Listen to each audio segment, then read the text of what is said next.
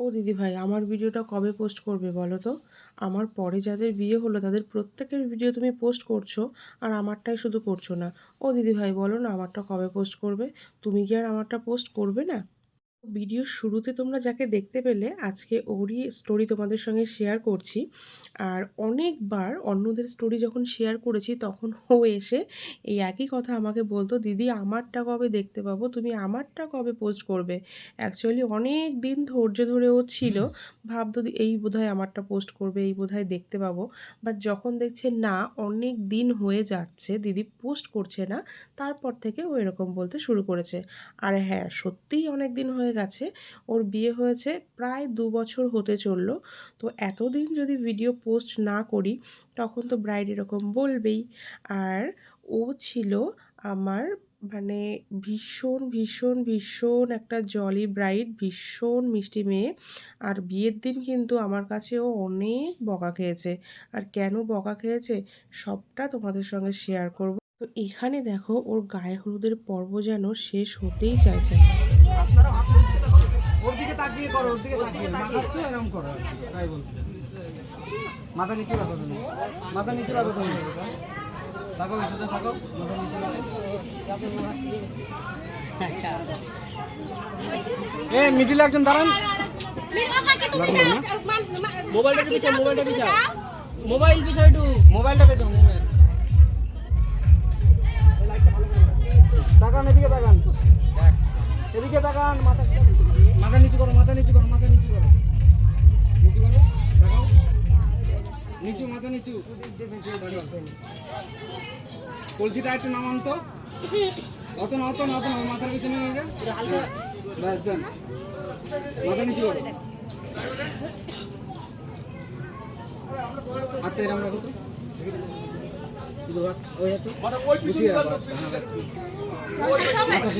মাথা নিচু কর, তাহলে তো বুঝে যাবে জল।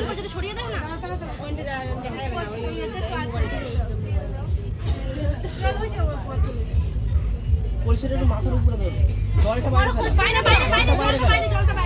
ফেলো, মাথা নিচু রাখো তুমি, মাথা নিচু, মাথা নিচু, ঢালো। বলো তোমার কিরকম লুক পছন্দ, বা তুমি কিরকম লুক আজকে চাইছো? আমার কোনো ডিমান্ড নেই, পুরোটাই তোমার উপর। তুমি যেরকম করবে সেরকম, আমি পুরোটা তোমার উপর। আচ্ছা আচ্ছা, ঠিক আছে। তোমরা শুনতে পেলে, ওর নিজের সেরকম কোনো ডিমান্ড নেই, ও সম্পূর্ণটাই আমার ওপরেই ছেড়ে দিল। তো তোমরা দেখতে থাকো ওর ফাইনাল লুকটা কীরকম হয়। তো প্রথমেই আমি ওকে শাড়িটা পরিয়ে নিই এবং তারপরে মেকআপটা শুরু করি। আর তোমাদেরকে যেটা বলছিলাম যে ও বিয়ের দিন আমার কাছে অনেক বকা খেয়েছে। কেন বকা খেয়েছে? অ্যাকচুয়ালি ওকে আমি টাইম দিয়েছিলাম 3:30। তো আমি মোটামুটি টাইমের মধ্যেই সব জায়গায় চলে যাই, বলতে পারো টাইমের আগেই আমি পৌঁছানোর চেষ্টা করি। তো আমি গিয়ে দেখছি তখন ও যখন আমাকে মানে রিসিভ করতে আসে বাইরে, বাড়ির বাইরে, তখন দেখছি যে ওর গায়ে হলুদ হয়নি। দেখে তো বোঝা যায় ও গায়ে হলুদের পোশাকেই রয়েছে। তো আমি ভেবেছিলাম যে গায়ে হলুদ হতে আর কতক্ষণ লাগবে। ওকে জিজ্ঞাসা করলাম কি কি বাকি আছে, বললো দিদি গায়ে হলুদটাই বাকি আছে। তো কতক্ষণ আর লাগতে পারে, বড় জোর 10 মিনিট, 15 মিনিট, 20 মিনিট বা আধ ঘন্টা। তো আমি বললাম ঠিক আছে, দেরি করো না, যত তাড়াতাড়ি সম্ভব তুমি কিন্তু রিচুয়ালসটা কমপ্লিট করে চলে এসো, আর তোমার শাড়িটা বাইরে বের করে দিয়ে যাও, আমি সেটাকে পিন করতে থাকি। তারপর সেই যে ম্যাডাম গেলেন, ম্যাডামের তো আর কোনো খোঁজ পাত্তা নেই। অনেকটা টাইম পেরিয়ে যাচ্ছিল। তারপর আমি বাইরে যাই দেখার জন্য যে কতদূর হলো। গায়ে হলুদ হতে তো এতটা সময় লাগার কথা নয়।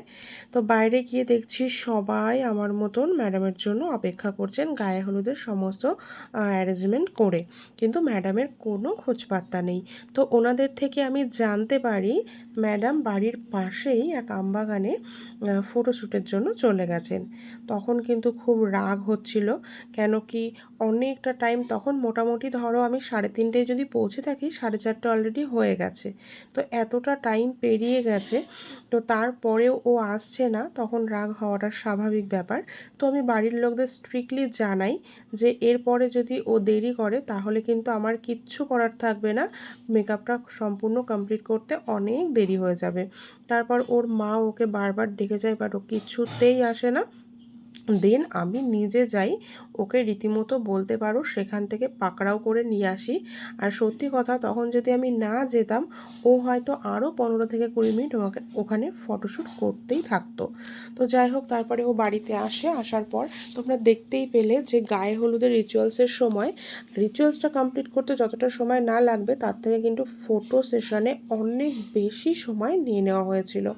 তো যাই হোক, সেটা কমপ্লিট করে ও যখন ঘরে আসে আমি আগেই তড়িঘড়ি ওকে শাড়িটা পরিয়ে নিই, দেন ওর মেকআপটা শুরু করি। আর মেকআপ শুরু করার পর যেটা দেখতে পাই, ওর কিন্তু অনবরত ফোন আসতে থাকে আর ও নিজেও অনেক ফোন করতে থাকে।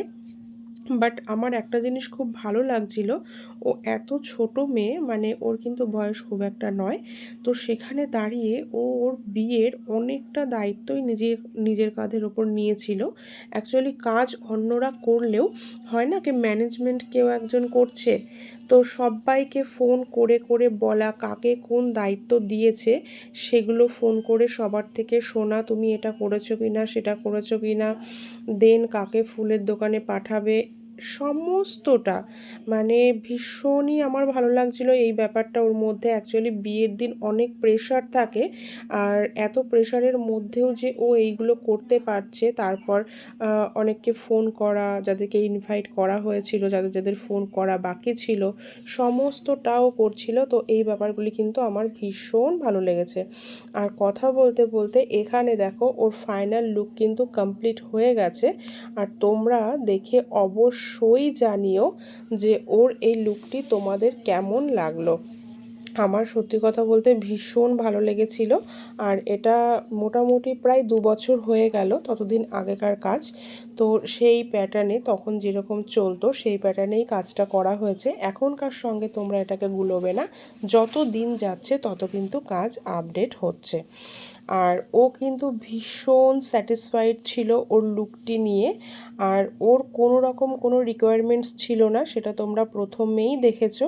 চলো এবার ওর থেকে শুনে নেব ওর কেমন লাগলো লুকটি। ওকে এভরিওয়ান, আজকে আমার ব্রাইড ছিল অর্পিতা। তো ওর ফুল লুকটা তোমরা সবাই দেখতে পাচ্ছো। এবার ওর থেকে রিভিউটা নিয়ে নেব যে ওর কেমন লাগলো। বলো অর্পিতা, তোমার কেমন লেগেছে সেজে? কি বলবো বুঝতে পারছি না, আমার এখন খুশিতে লাফাতে ইচ্ছা করছে সত্যি। আচ্ছা, লুকটা পছন্দ হয়েছে তো? খুব খুব খুব। আচ্ছা, তুমি কিছু বলনি যে কিরকম কি চাই না চাই, না। পুরোটা আমার ওপরেই ছেড়ে দিয়েছিলে, তো সেই ভাব মতোই রেডি করা হয়েছে। তো ভাল লাগছে? হ্যাঁ, আমার খুব পছন্দ হয়েছে।